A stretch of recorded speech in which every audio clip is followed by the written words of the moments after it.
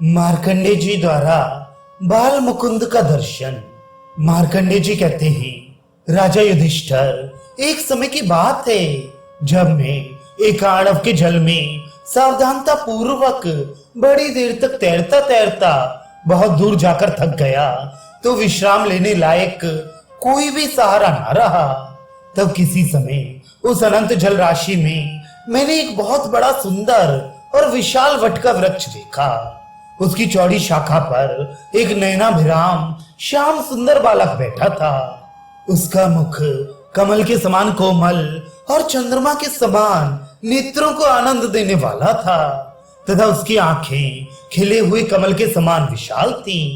राजन, उसे देखकर मुझे बड़ा आश्चर्य हुआ। सोचने लगा, सारा संसार तो नष्ट हो गया, फिर ये बालक यहाँ कैसे सो रहा है?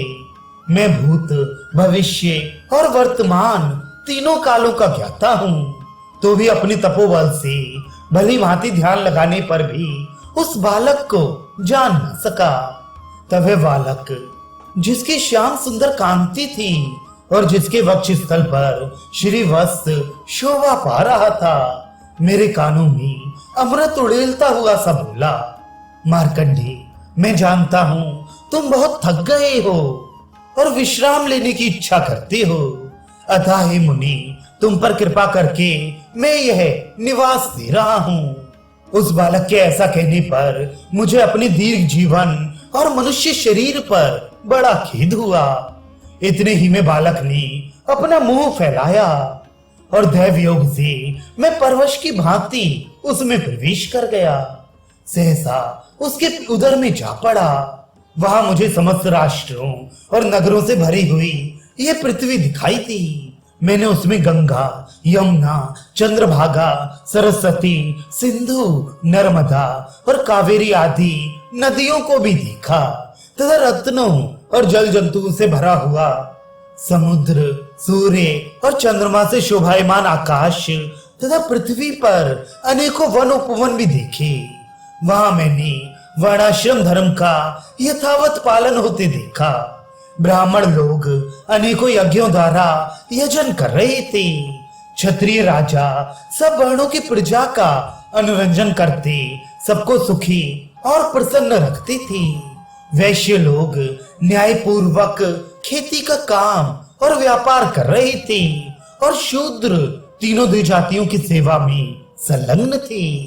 तदनंतर उस महात्मा के उदर में भ्रमण करता हुआ जब आगे बढ़ा तो हिमवान, हेमकूट, निषद, श्वेतगिरी, गंधमादन, मंदराचल, नीलगिरी, मेरु, विंध्याचल, मलय, पारयात्र आदि जितने भी पर्वत हैं सब मुझे दिखाई दी। वहां इधर उधर विचरते विचरते मैंने इंद्र आदि देवता, रुद्र, आदित्य, वसु, अश्विनी कुमार, गंधर्व, यक्ष, ऋषि तथा दैत्य और दानवों के समूहों को भी देखा। कहां तक कहूं, इस पृथ्वी पर जो कुछ भी चराचर जगत मेरे देखने में आया था सब उस बालक के उदर में मुझे दिख पड़ा।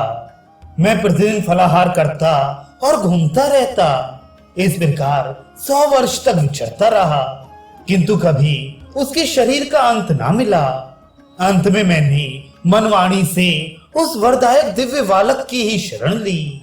बस सहसा उसने अपना मुख खोला और मैं वायु के समान वेग से अकस्मात उसके मुख से बाहर आ गया। देखा तो वह अमित तेजस्वी बालक पहले ही की भांति सारे विश्व को अपने उदर में रखकर उसी वट वृक्ष की शाखा पर विराजमान है।